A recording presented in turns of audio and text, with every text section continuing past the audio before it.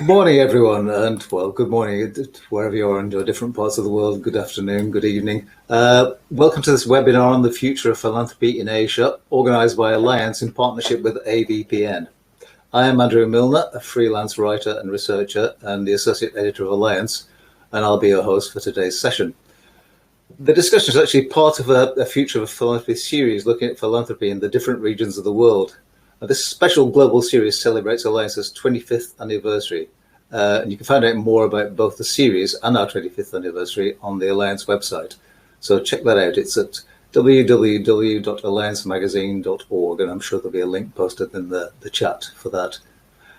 Before we hear from our four speakers, can I just say a brief word about the format of this event? We're going to run for an hour. Each of the panelists will make a short presentation, and then we'll open it up to a question and answer session in which all participants can join in. You can ask a question at any time using the chat function on the right-hand side of your screen. If you look at that now, you'll see a white rectangle on the side of the screen. Click on the chat function and just follow the instructions from there. It's very straightforward. I'm sure we're all pretty familiar with these formats by now. We'll be keeping an eye on the chat throughout the webinar and selecting questions to put to the panelists during the Q&A.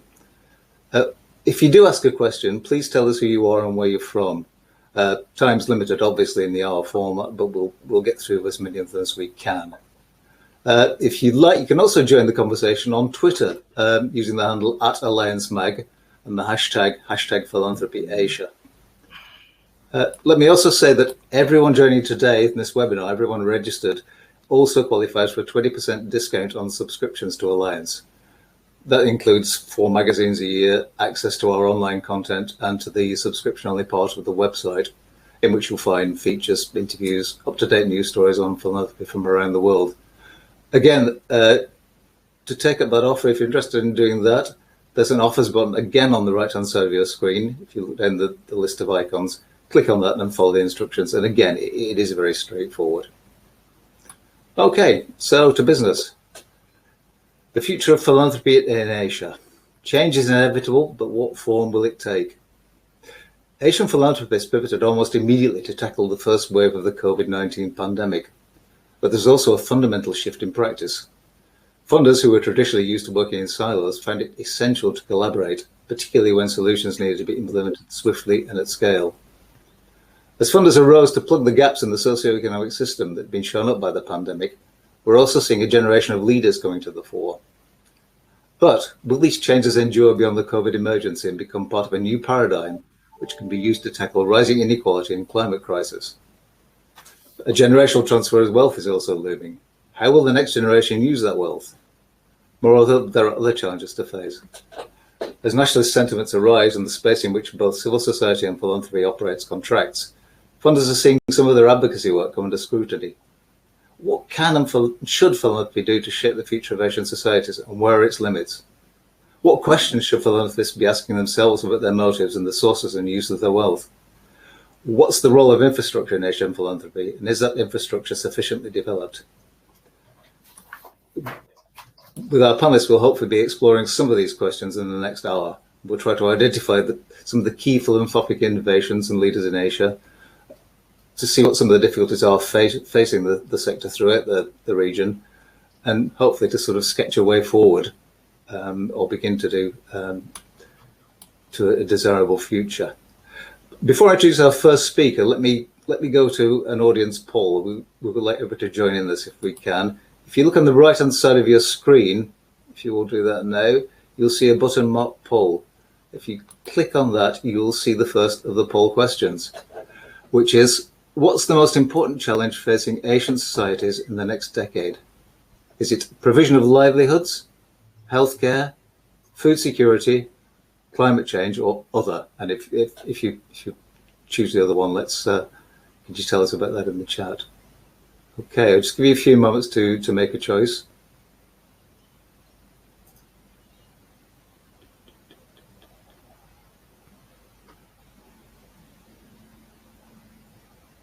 Okay, that seems to be stabilizing, so can I just click on that? Okay, so we've got a clear leader, and that's climate change. All half of you think that that's going to be the biggest challenge. We've got provision of livelihoods and food security coming out around the same, and healthcare down at 11%, which is a little bit surprising, but there we are. Let's take that forward into the discussion.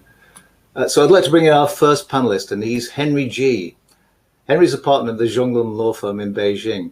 Specialist in tax matters, he also advises numerous Chinese ultra-high net worth individuals, leading private banks and family offices on, among other things, their philanthropy.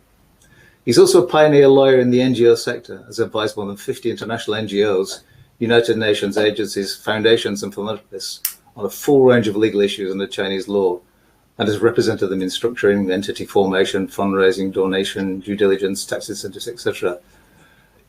He's been appointed to serve as the China representative of the CEPI, is a global fellow of the Salzburg Global Seminar, and Asia Fellow of AVPN for Impact Investment. Welcome, Henry. Delighted you could join us today. Over to you. Okay, thanks, Andrew, for the very kind introduction, and very glad to be here and to share some of the perspective from China. In terms of what is the general state of philanthropy in China, I'd like to share some of the data with you. According to the latest official donation report by China Charity Alliance, the total donation amount for China market reached a very high number of 23 billion US dollar, double the total number for year of 2010. An annual amount continued to grow dramatically in the past 10 years. In the year of 2019, the donation amounted to 2% of the total GDP of China. And we see China's enterprises still remain the biggest donor and play a very important role compared to individuals and other types of organizations. In terms of area of concern, the recent data also reveal that, similar to our poll question, that the main funding and donation goods mainly goes to three main areas of concern, which are education, poverty alleviation, and health, which amounted to 72% of the total donation amount. And during the COVID pandemic, and coped with the implications of the Common Prosperity Initiative proposed by China's central political leadership team, China's high net worth individuals are growing their awareness to do more give back to society, and are shifting their attitudes towards how to preserve and use their wealth. According to recent Forbes charity rank for 2021, the top 100 entrepreneurs contribute 3.8 billion US dollars in total, which raised 37% compared to amount for 2020. Based on our observation that in practice, a lot of charitable organizations are now deeming those Chinese fast-growing, high net worth individuals as living water for philanthropy, and therefore are paying much attention to wealthy people's will and attitudes towards philanthropy, and put a lot of effort to advocate for private-public partnership work, and guiding those Chinese wealthy people to contribute more to China and to the growth. In terms of what kind of obstacles people meet in China for philanthropy work, I would say, first of all, we observe that government scrutiny over philanthropy tend to be more and more strict.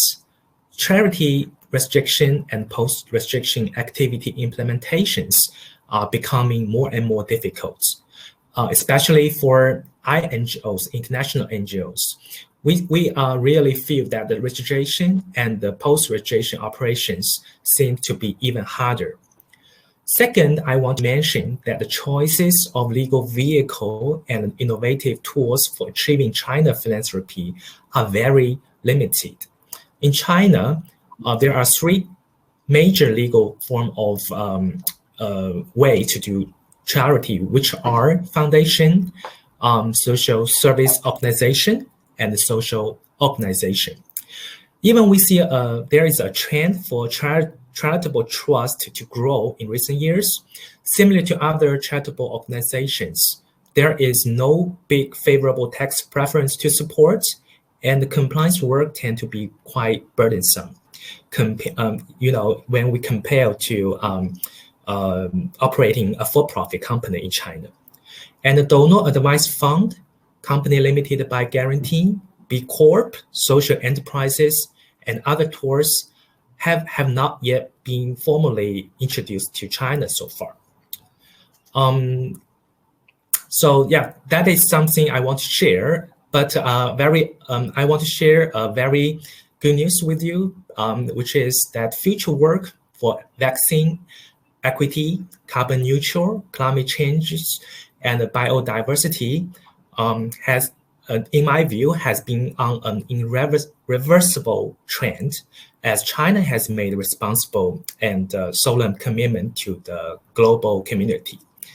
So thanks, Andrew. That's all for me. Thanks. Right, thanks very much, Henry. That's great. I was interested to hear what you said about government scrutiny is becoming stricter, because there was a time, perhaps 10 years ago, when the legislation restrictions were easing a little bit. Do you see that going back the other way now, and why do you think that is? Because first of all, China is introducing a lot of new law and regulations, to tighten the scrutiny over all the registration work, and also for the activity plan and activity implementations. In particular, when we see the data privacy space, there is a very strict trend for us. Yeah. Also, before I let you go, Henry, and move on to the next speaker, you're the fellow for impact investment for AVPN. Sorry. You back with us, Henry? Yes, you're AVPN fellow for impact investment. What kind of headway do you see impact investment? Hello, can you hear me now? Hello, yes, I can hear you. I was just asking what kind of headway you see impact investment making in China, if any.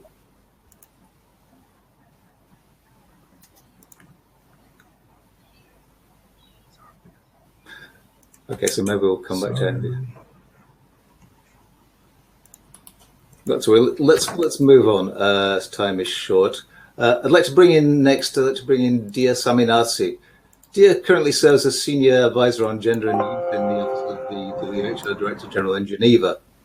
She also founded the Center for Indonesia's Strategic Development Initiatives to continue the pursuit of national development through the Sustainable Development Goals and youth empowerment. In 2014, she was appointed as Minister of Health's Special Advisor on Partnership and the SDGs. During this time, Dia has represented Indonesia in numerous global forums, including the UN General Assembly on the conception of the SDGs between 2012 and 2014, the World Health Assembly and the Stockholm Film Forum in 2017. During her tenure as Deputy to the President's Special Envoy for the Millennium Development Goals in 2011, she became the driving force behind the establishment of the Pencara Nusantara movement. I'm sorry, I'm sure if I'm pronouncing that correctly, Dia, with the aim of improving the primary healthcare system in underprivileged areas.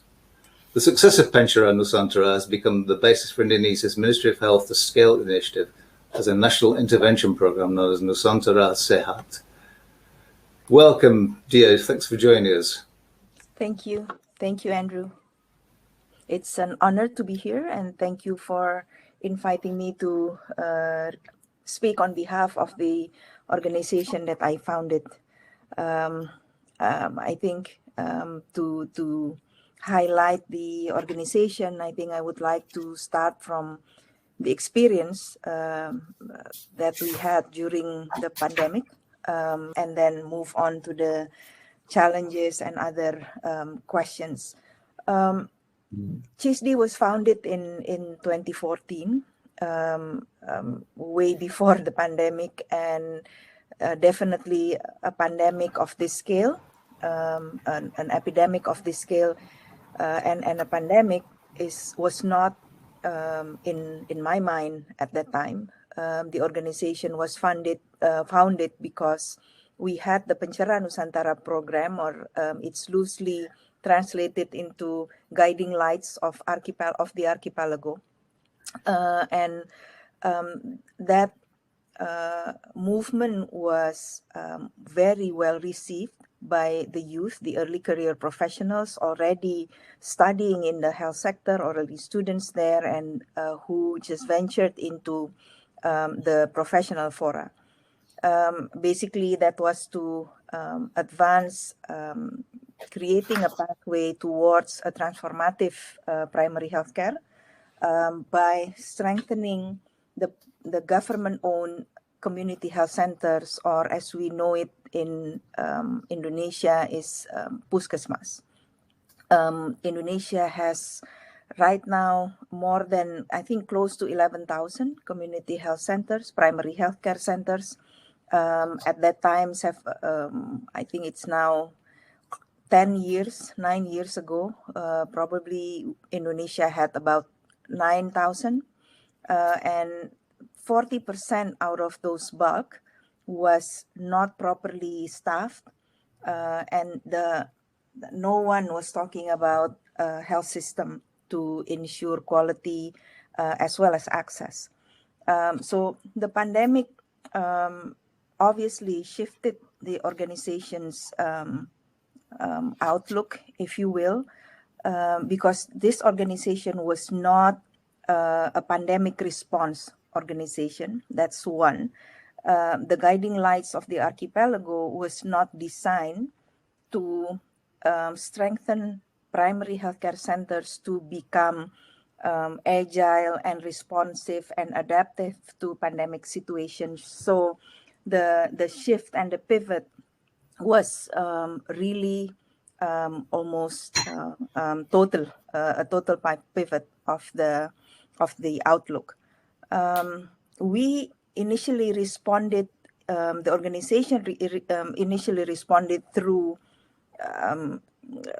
providing access to testing for health workers, ensuring PPEs are there at the primary healthcare centers, but also in hospitals. So initially it was that triage, but then when the pandemic continued to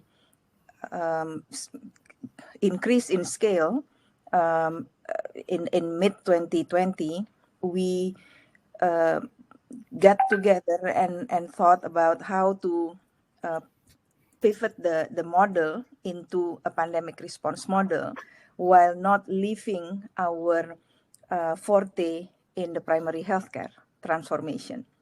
And so then we redesigned the training material, we redesigned the method of delivery.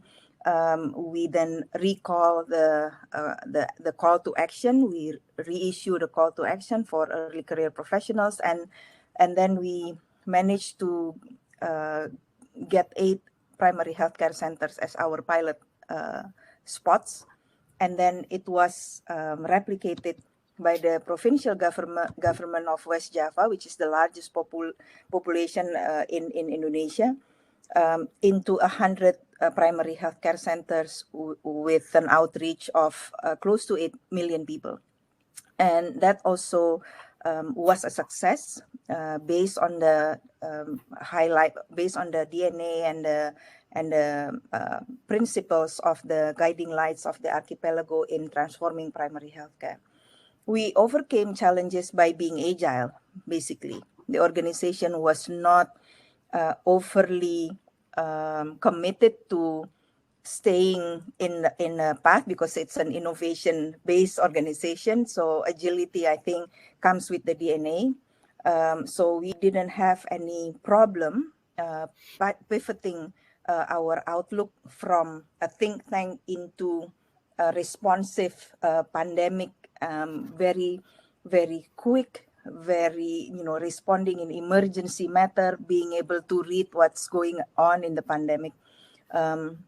I think the main modality that the organization had was agility and innovation, and I think of course, bravery to venture into something new. We held by one principle is that we were there before the pandemic. This is one of the first national NGO to work solely and almost mainly in health and development. And we know that after the pandemic ends, we will still be there, and then the organization will be required to go through another pivoting phase of rebuilding. So we knew the full length of what the pandemic will require us to do. The lessons, I think, still is not to be afraid of changes, to be always agile, to be always brave to try and to innovate, because innovation takes bravery, and in the pandemic, innovation has to work together, meet head to head with bureaucracy. But fortunately for us, the initial DNA of the guiding lights of the archipelago, or Pencerahan Nusantara, was designed to be a partner of the government. So I think it doesn't require that much of an adjustment for us to work as the partner of government and also as partners of other development stakeholders, including the philanthropy. The initial phase of the piloting for the pandemic response is supported by Indonesian philanthropy, and also part of the replication of the upscale into a provincial West Java government initiative was also supported by philanthropy. And we are, I think we are used to working with multiple sectors, multiple actors, and I think it will be the model to progress. I think after the pandemic, this will be a multi-stakeholder, multi-collaborative interventions will be the mode to progress. And we are still in our path to achieve the SDG. And not only Indonesia, but also other countries are falling behind on the achievement of SDG targets. So I think Indonesian philanthropy is a robust network, but in the future, perhaps in the near future, it will have to join forces with other philanthropy in the region and also globally. I think a collaborative platform such as AVPN will be a very strategic hub for this collaborative mechanism for philanthropy, because then we will reach multiple countries at once, not only a single country moving on its own. And we cannot forget the UN mechanism is now also being fully equipped with the UN Global Compact. It was always there since the MDG, and now the UN Foundation is quite active. WHO has WHO Foundation. So the collaborative spirit is there, and now it's open. I think the trends, the main trends and challenges facing philanthropy in Indonesia is always, the hazard is always looking inward as opposed to looking outward. So I think country-based philanthropy should stop looking also always inward within the country itself, but also venture out to the region more, especially with Indonesia right now having one of the top numbers of unicorns and startups in the region. It's now the president of G20. I think this is a key turning point for Indonesia, and that can be utilized by its philanthropy community and shape the agenda for the next 5 years. I think that's it from me, Andrew. Thank you. Great, dear. Thank you very much. That was wonderful.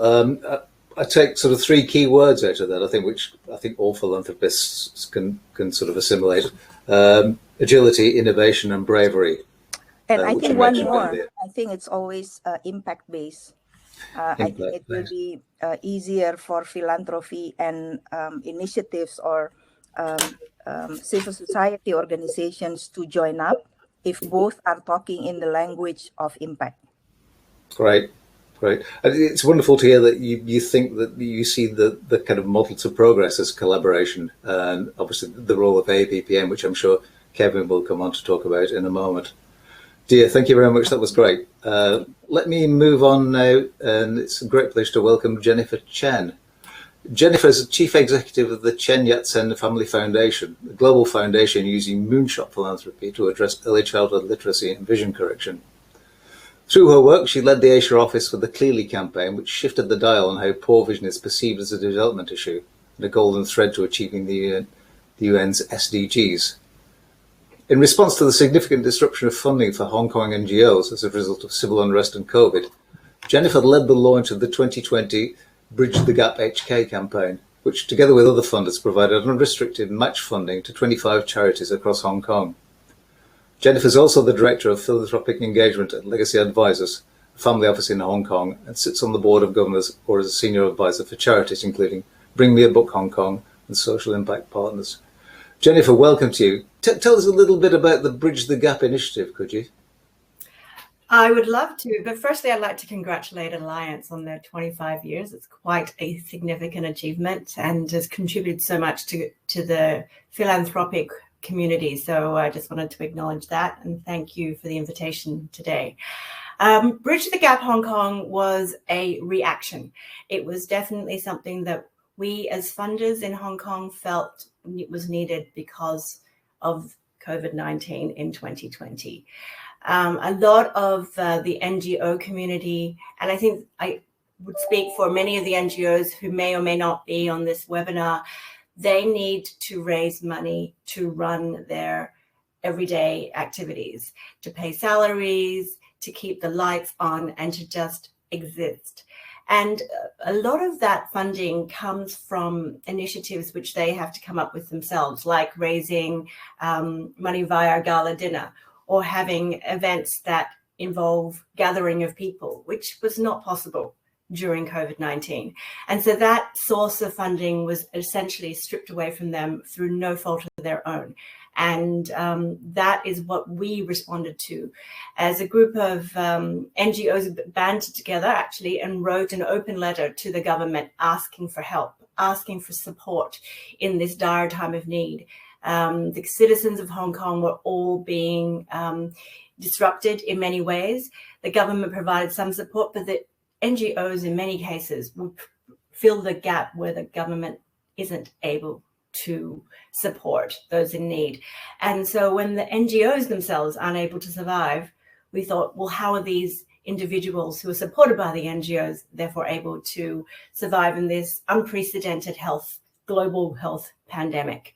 So the Bridge the Gap campaign was formed by us reacting to the government payout that was announced in May of 2020 by the Hong Kong government.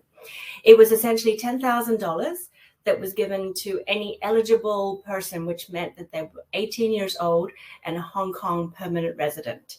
That $10,000 was given in cash to a Hong Kong bank account, and you could spend it in any way that you wanted to.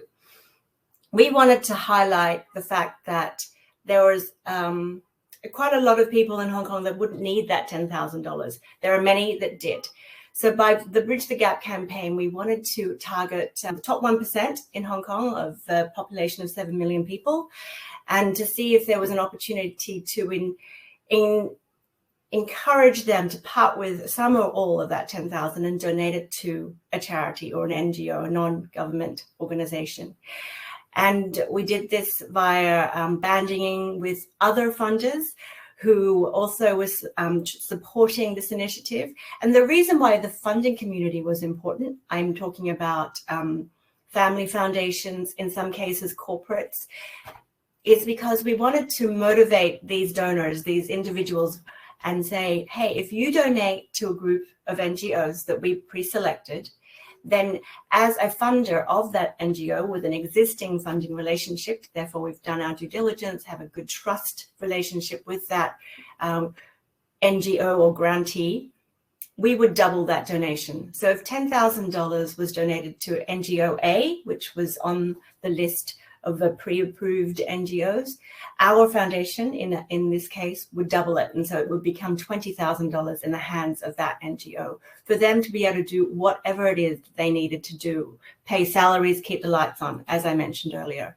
We're very happy and delighted that we were able to bring over 10 different funders together to do this match funding, as well as 25 of the NGOs in Hong Kong who were able to receive that additional funding. And in total, we were happy to be able to raise $25 million for NGOs during the Bridge the Gap campaign last year, which we did over the summer of 2020. This year, as a follow-on from the Bridge the Gap campaign, we wanted to do some impact assessment, and Dia spoke about the importance of that. I think spending money is very, very necessary and important and easy to do, but we need to have accountability. So I've now initiated a survey for the NGOs that receive the funding that highlights what we want to know. How do they spend that money? How would they have been able to use that money in a way that is now making their 2021 easier? Have they been strategically savvy in terms of reorganizing themselves and using the money in a strategic way such that their operations are that much easier in 2021? Because as we know, COVID did not go away after 1 year. We're still living with it now. We're still on this webinar doing a gathering online where traditionally we would be in person. So this survey is being run by CAPS. We've been able to get their support in terms of getting the data from the survey responses of all the organizations which have completed it.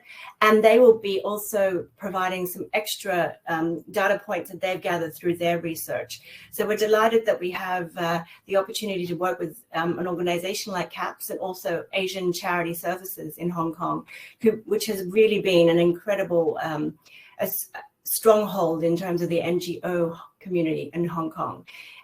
We've also been able to reach out further in this survey and extend the funding group to include some Singaporean-based foundations. So we're delighted that we've had this opportunity to start the conversation, but continuing it in 2021 with the results of the Bridge the Gap campaign and how it has impacted the funding community and the NGOs themselves. Our desire is to bring this message of operational funding or unrestricted funding and the concept of that to the grant makers or the funders in terms of the philanthropy space, and encouraging more people to donate or give grants that don't necessarily have to be dedicated to a program, but are allowed to be used for paying your salaries, for instance. We're really excited with what we've been able to achieve. We look forward to being able to, at some stage, perhaps sharing the results of this survey and the report that's going to be coming out in the next month or so. Thanks for the opportunity again, Andrew. Great, thank you, Jennifer. Can I just take you up on a point you made towards the end of that about the sort of operational funding? It sounds as though that's a relatively new concept in Hong Kong. Is that not the norm then? It's mainly sort of tied to a project, is it? It is. I mean, I think that in general, we like to see the money that we give, and in terms of the foundation and allocation, we like to see it as an opportunity for it to be used for an impact, something that we can point to, something that's tangible. So in our case, we've, for instance, started a library development as part of our programs. So we, in many cases, physically help with the construction of a library or a refurbishing of a library and the books that go in it. So it's a tangible situation, or hardware. And so that is sometimes a much more gratifying situation where you can see what you're contributing to in terms of a donor situation. And I think that we have to step back and think twice. How do we get that library in place? In the example that I just gave, we need to have staff. We need to have people who can research and understand how to get that library in a situation where children want to go and read and enjoy it. So I think that has been a real revelation for funding in Asia. There has been less of a understanding of the importance of the overhead and how much it costs to run a.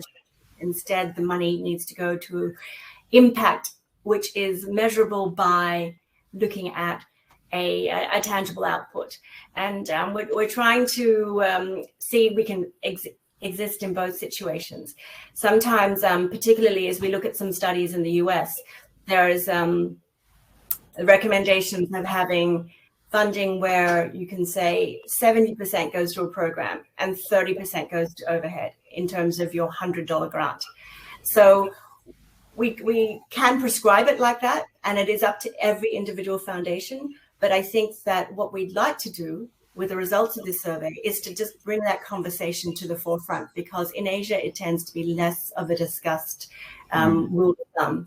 And international best practice shows us that operational funding is the way forward. I mean, you can look at Mackenzie Scott and some of the amazing work that she's done with her philanthropy, but 100% of that is operational funding in terms of the definition that I just shared. So no programs are needing to be reported on in terms of the donations she's made to the charities that she's supporting in the US. Right. So in other words, you put your money behind the organization rather than behind a particular project. It's you make your bet on them. Well, we still want to do our due diligence. We still want to have a look at the books. We don't necessarily just give the money away without doing any research, but we do have to, and it's a relationship building. So in terms of the Bridge the Gap NGOs, I hope it was clear that it wasn't just anyone on a list of NGOs. We did do some screening of those NGOs. In our case, the NGOs that we highlighted are ones that we've been supporting over the years. So we've built up a relationship. We know the people, we understand the operations, we understood that they were hurting, and we wanted to step in and provide that additional support in their time of need. So it doesn't mean that the check is written and it's an open, spend it on what you want. There is a level of trust and structure that's in place such that we do allow funding to be allocated to specifically salaries. That tends to be the biggest number in terms of an overhead that an NGO has. In Hong Kong, it also is fastly rivaled by rent, as we know that Hong Kong property is extremely expensive. So there have been opportunities where we've been able to introduce NGOs to each other, so they co-locate and so they can share that rental cost. And that's another way of being smart with the money. And Bridge the Gap was able to enable some of that co-locating with NGOs in one space such that they could reduce their overhead that way as well. Great. Again, just to ask you finally, Hong Kong's had a very turbulent few years, what with sort of political disruption and COVID. What's the general attitude of the Hong Kong government to philanthropy? Is it very wary or is it welcoming? I think that in general, we don't have as many tax breaks in Hong Kong. I think that's probably one area where the Hong Kong government has some work to do. I feel like we could definitely provide an opportunity for more NGOs to feel freer to operate. There are some changes towards the attitude of the third sector in Hong Kong as China becomes more influential. So I think those are probably the 2 points that would make the most sense to share today. Great. Thank you very much, Jennifer. That's wonderful. Right, moving quickly on as time is evaporating. Yeah. I'd now like to bring in Kevin Teo. It's wonderful to have Kevin with us today. Kevin's the Chief Operating Officer at AVPN, where he oversees the markets and digital transformation teams.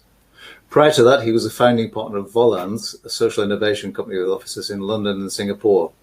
He was also previously head of East and Southeast Asia at the Schwab Foundation of Social Entrepreneurship and Global Leadership Fellow at the World Economic Forum. He's a trustee of the Southeast Asian Leadership Network, SEALNet, a non-profit he co-founded in 2004. Kevin, welcome. Thanks for joining us. Thanks, Andrew. Thanks for having me. And great to be collaborating with you and Alliance Magazine on this wonderful event. I'm very heartened to see the level of participation within the webinar. Also, congratulations on the 25th anniversary. AVPN itself will be celebrating its 10th anniversary next month, and we will have a sort of year-long series of engagements along those lines, as well as sharing more about our plans for the next decade.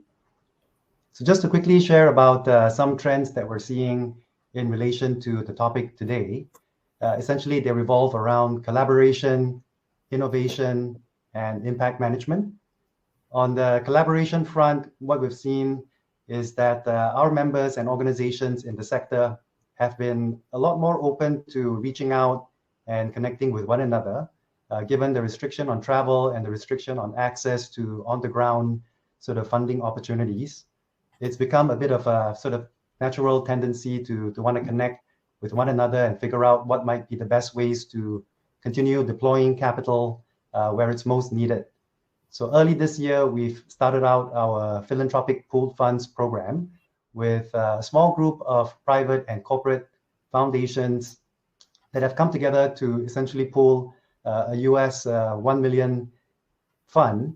And actually, Dia, who shared earlier, eventually received part of this grant from the overall fund. And as Jennifer has shared, part of what we felt was compelling and important amidst current times was to actually disburse the funds on an unrestricted basis, covering operating expense, and in a way shifting power to the organizations on the ground to figure out what's best and what's most needed in this current COVID times as they respond to issues from the healthcare perspective, as well as building up resilience in their respective markets.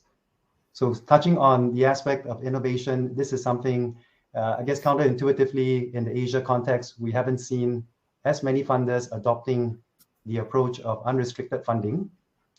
Like Jennifer's organization at Chen Yat San, we would like to promote more of this mindset and approach whereby we defer that decision-making and prioritization to the organizations at the front line to figure out what might be most needed in terms of allocation of resources so that they are best equipped to respond to all these very dynamic changes in the local context. Other innovations that we're seeing within the AVPN member community include, I believe you were asking Henry earlier on about the role of impact investing and what he might be perceiving as the shifting landscape in China. At AVPN, we advocate this notion of the continuum of capital, which is to think about different forms of resources that our member organizations as funders and investors inherently possess, and to essentially contemplate the best ways they can deploy it, either as grants or donations or investments to organizations on the ground to fulfill what might be the most relevant need. So essentially looking at this range of financing vehicles, or you can think about it as different tools that might be best suited for the current realities of either the NGO or the social enterprise that is addressing a very core social need. And finally, on the topic of impact management, what we're seeing and very heartened by is strong convergence around different standards and frameworks. And a lot of this driven by efforts from the Impact Management Project, where they have consolidated standards bodies from the ESG investing or the sustainability reporting community through impact investing and also the philanthropy and development sectors. Essentially, we're seeing a very strong gathering of these core networks that are looking at the impact agenda and all having sort of historically slightly different approaches to framing and conceptualizing this notion of impact. They're essentially looking for cross connections around their respective languages, taxonomies, and frameworks to look for the commonalities rather than the differences across them. And in doing so, reduce the confusion in this space for not just the NGOs or the social enterprises trying to utilize the frameworks, but also the funders who are channeling resources and trying to perform similar analyses for the receiving organizations on the ground. So IMP's frameworks around the 5 dimensions has been quite instrumental. And for those of you online who might not have been following developments on the SDG impact front, this is an effort led by UNDP, and essentially looks at streamlining how we come to terms with impact around the SDGs. And SDGs is not something that only governments are responsible for. Everybody within society is essentially a stakeholder and has a role to play. There's philanthropists, there are private equity funders, and there are enterprises involved, large and small, whether you're a multinational corporate or a small startup. We all have a role to play and contribute towards the SDGs. And what's quite heartening in terms of the SDG impact standard is that there is a harmonization around how all this works across the ecosystem. So greatly encourage everyone who might not have seen it or heard about it to check it out. It is the UNDP SDG impact standard. So Andrew, I'm just going to pause there and see if you have any questions around what I've shared. Great, Kevin. Thanks. That's wonderful. Interesting to hear you echoing Dia, the words collaboration, innovation, and impact management coming up again and again. Do you see COVID in some ways as having forced a positive change in now people thinking about unrestricted funding? They're thinking more about collaboration. Is it a sort of like silver thread in a way from the whole pandemic experience? It's absolutely been a silver lining, and I think as each of us experienced it at a very personal level, in terms of social distancing and working from home and being disconnected, what we have seen as a very nice side effect is we're then in a way forced to reach out to others that might be in the same space and to identify strengths with collaborators and co-conspirators, and to be very much more open to partnerships. When in a pre-COVID environment where the pace is so much faster, and I think decision-making tends to happen internally, I felt that the mindset in the pre-pandemic kind of situation was such that we could do it ourselves, right? We could figure it out, we could do it ourselves, we could travel, go meet organizations on the ground and figure out which organizations we would disburse funding to. But when your hands are tied, you can't really go out there. You then have to activate other senses and other abilities. And this is where I feel the partnership ability or the capability is something that has risen all the way to the top for many decision makers and certainly for AVPN members that we work with on a regular basis. Great. I need to ask you this, Kevin, as well. Obviously, we're all aware that Asia is a vast region and it's got phenomenal sort of diversity in terms of cultures and societies. AVPN has a presence all across Asia. From that perspective, are you seeing different trends emerging in different parts of Asia? There are slightly different trends in terms of contextual, maybe cultural and linguistic approaches. But I'd say the very strong one would be this openness to collaborating and learning from others in terms of shared experience.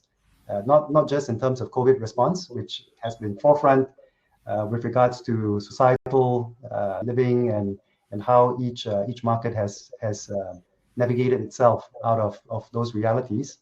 But the ability to listen and connect with one another across each part of Asia has been quite phenomenal. And we're seeing this uniformly across our network. We have 600 plus members today from 33 different markets. And previously the view was such that each market had its own unique set of needs, and we would tailor our services and our products to meet the specific kind of requirements on a per market basis. But what we're seeing now is that the regional pan-Asia sort of experience is actually something that members are very much more interested in, not only because of how they function, which is on a regional basis, but also how they can derive learnings and experiences from one another. So from the perspective of a network that's trying to promote best practice, promote knowledge sharing, it's been great in terms of how this has fit into our plans and our vision. Great. Interesting to just notice from the chat, it's a comment from Arun Kumar in India, who's agreeing with, I think, a point Henry G made earlier on, that institutional and corporate resource mobilization in India has also become very difficult, as it is in China. So there are commonalities around the region, even if that's a sort of negative one. Okay. Thanks, Kevin. Thanks for all panelists. Let me very quickly move on and bring in everyone for the second poll question. So again, if you click on the poll function on your screen, and you'll see the second poll question. What changes do you think the COVID emergency will make to philanthropy in Asia?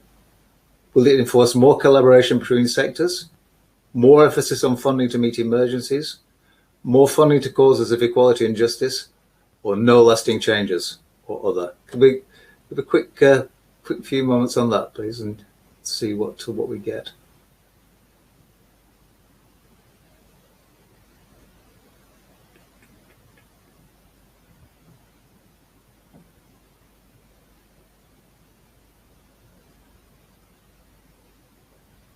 Okay, so that seems to be stabilizing. So let me just close that now. So the majority, almost half, think that there's going to be more collaboration between the sectors, which is a very heartening one. And 24% is the second one, which more funding to meet emergencies. That's great. And I suppose the most heartening one of all is that only 16% think there'll be no lasting changes. Okay, great. So now we're going to open up to the floor to questions. Let's have a look in the chat and see what we've got. I've got an earlier question here from Sarah Afzar at the Asian Development Bank. Her question is, are there differences between domestic and regional philanthropy originating from China? Henry, that sounds like one for you. Have you got any comment to make on that? Oh, sure. May I know the question again? Sure. Sorry. Yeah, are there differences between domestic and regional philanthropy within China? Yeah, I think China has a very diverse areas. You know, the east of China is quite different from the west of China. So I think for the domestic one, I think China has a overall policy, you know, standard policy. But when it goes down into certain areas such as Yunnan, Sichuan, you will feel different local factors, you know, to bear in mind. And when you deal with the local thing, you may meet different kind of issues. Also, you know, a lot of Chinese wealthy family or, you know, big foundations, they have operations out of mainland China, such as Hong Kong, Singapore, or other areas of Asia. But, you know, the system will be totally different from Chinese domestic rule.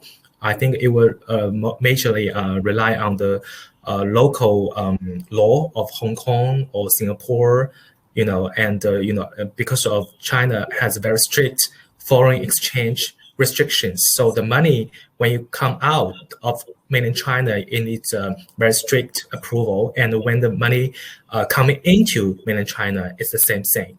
So I think when you deal with the domestic and, you know, the regional one, you have to consider those very strict legal barriers and how you need to collaborate with the local partners and how you deal with the local governments and other stakeholders. Yeah. Right. Here. Thank you, Henry. I've got a question here which I think all of you could probably address. It's from, I apologize in advance for my pronunciation, it's from Lan Nguyen Phuong, who I guess is Vietnamese. And the question is, relative to wealth, why is Asia giving only a fraction of what it is in Europe and even America? Jennifer, would you like to comment on that one?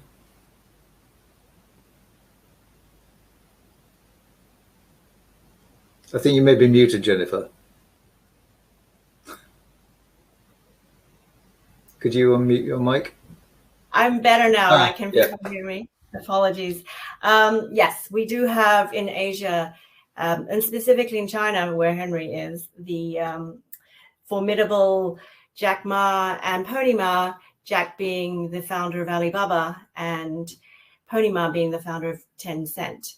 And both of those charitable organizations do give but in terms of the percentage of their overall market cap, it's a tiny amount compared to some of the Western donors. And absolutely agree that Asia does lag in terms of its philanthropy and its giving. But I think that's also the situation that wealth has come very quickly in a short period of time to many of the countries in Asia. And the traditional way of giving is very Confucian and cultural based. And so in terms of giving within the Chinese context, to make it very parochial and simple, you look at your village.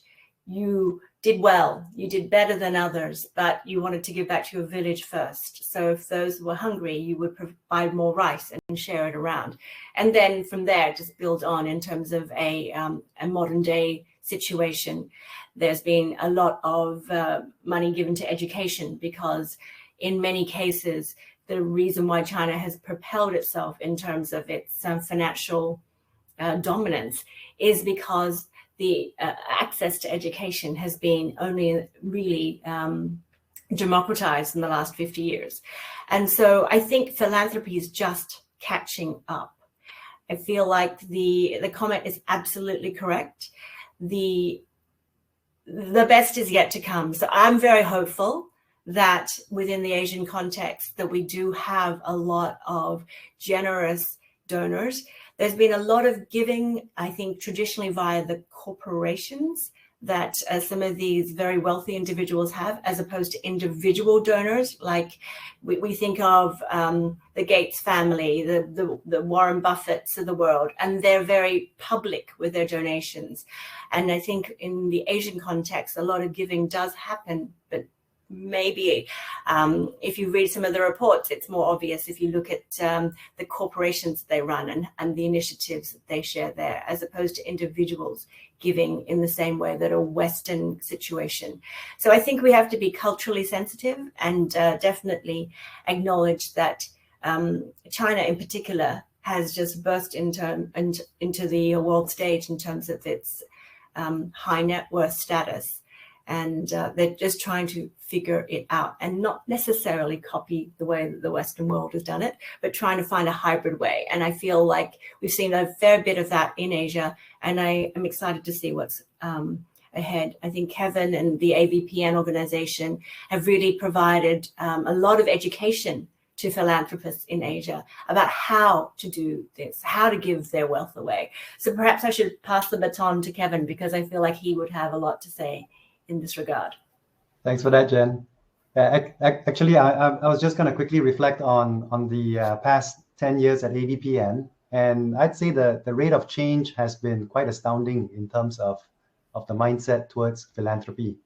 And recognizing, as Jennifer has shared, that a lot of wealth has been created by first-time and first-generation wealth holders, where they were operating in a sort of emerging market or a developing context. And that's sort of one reality that a lot of these patriarchs or matriarchs have come from, and how the next gen wealth holders already think about the transmission and the management and the utilization of this capital towards impact has in a way possibly leapfrog thinking elsewhere. I mean, we don't have to go through all the interim lessons that other societies have gone through with regards to giving back and making a contribution towards society. I think nowadays information access is hugely accessible. We can learn from best practice across the board.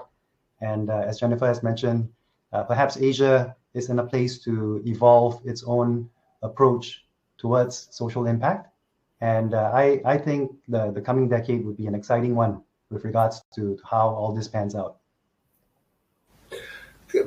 I've got a couple of questions that have come in which really turn on giving, local giving versus international giving.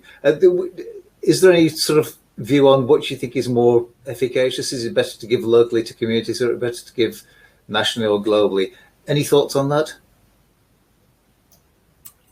If I could quickly just say something, and I'll let others join in. We do giving both in terms of the local context as well as globally. So I feel like with and we do, as you touched on in your introduction, Andrew, we do give strategically through our moonshot philanthropy approach, in that we want to be strategic. We look at the opportunities. We do want to do our homework such that it isn't a gift of money to an organization which we don't know anything about.